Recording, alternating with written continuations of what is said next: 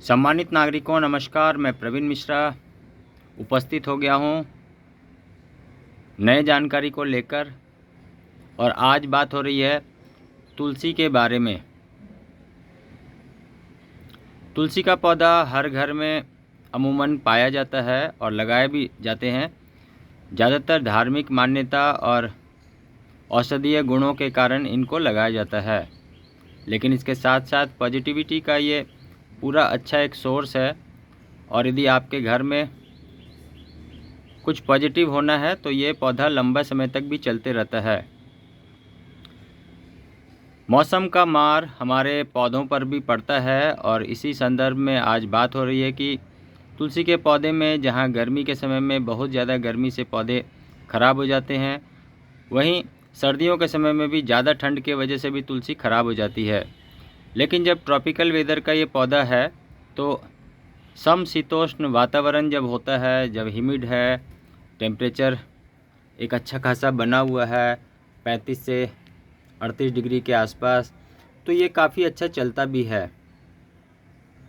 बारिश के समय में भी तुलसी में बहुत सारी चुनौतियां आती है, खास करके कीटों का प्रकोप होता है। और बारिश के समय में पौधों में बहुत सारे कीट अनगिनत आ जाते हैं। कीटों से सुरक्षा भी ज़रूरी है और इसके साथ साथ पोषण का भी ध्यान रखना ज़रूरी है। तुलसी में पौधों की जो मिट्टी है उसको बनाने के लिए हम लोगों ने तरकीब बनाया है, जिसमें हम लोग 10 किलो मिट्टी लेते हैं, 2.5 किलो नदी का रेत है, 2.5 किलो खाद है, कंपोस्ट है, 1 किलो नीम की खली है, 1 किलो पत्तों का खाद है।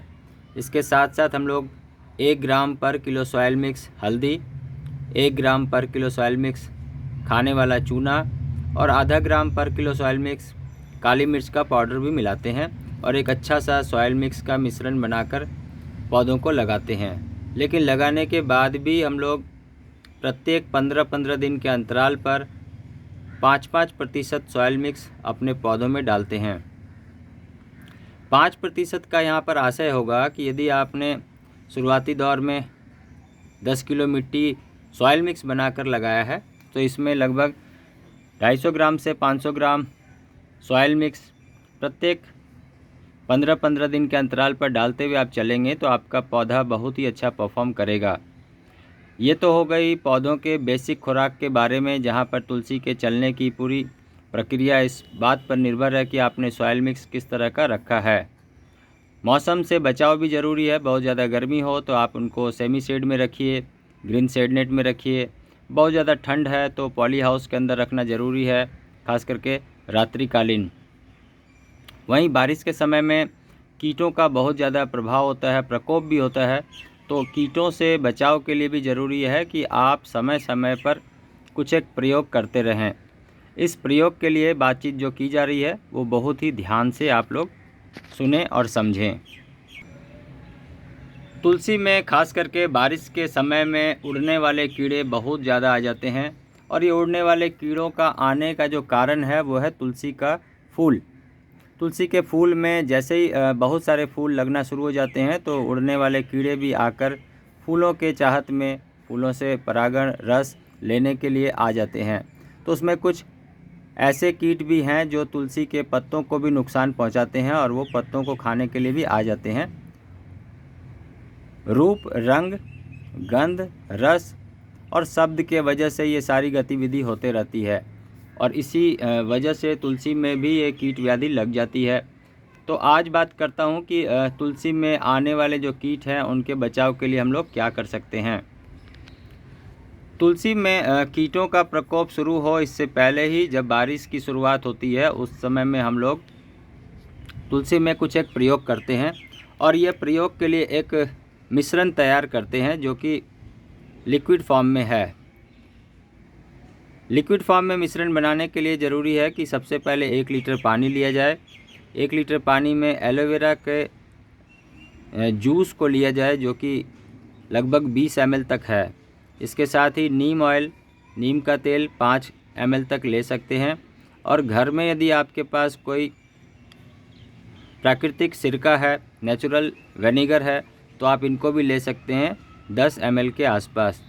इन सभी को मिलाकर तुलसी में शाम के समय में स्प्रे करें। और ये स्प्रे 15-15 दिन के अंतराल पर जब आप करेंगे तो आप देखेंगे कि जो भी कुछ अनवांटेड तुलसी में कीड़े आ रहे हैं वो रुक गए, या पहले से आ चुके हैं वो धीरे धीरे कम हो रहे हैं। और तुलसी के आसपास में भी ये स्प्रे ज़रूर से कर दे, जिससे कि वहाँ का माहौल इस तरह का बन जाए कि जो कीट आए वो या तो डाइवर्ट हो जाए या तो डिस्ट्रॉय हो जाए। तो इन दोनों को लेकर यदि आप चलेंगे तो आप देखेंगे कि तुलसी का पौधा काफ़ी अच्छा चल रहा है। और पोषण का विशेष रूप से ध्यान रखें, क्योंकि जब पौधा कमज़ोर होगा तो उसमें रोग व्याधि या कीट का भी प्रकोप होगा।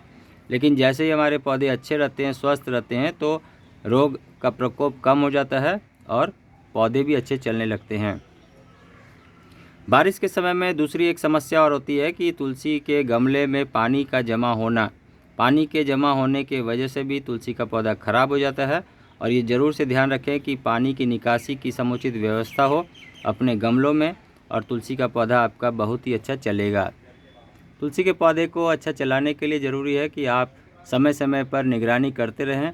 यदि कोई ऐसा कुछ कीट आ रहा हो तो उनको ध्यान से निगरानी करके हटा दें। और तुलसी में लगने वाली जो मंजर है, मोजर है, जो फूल है, उनको भी आप निकाल कर अलग से रख लें।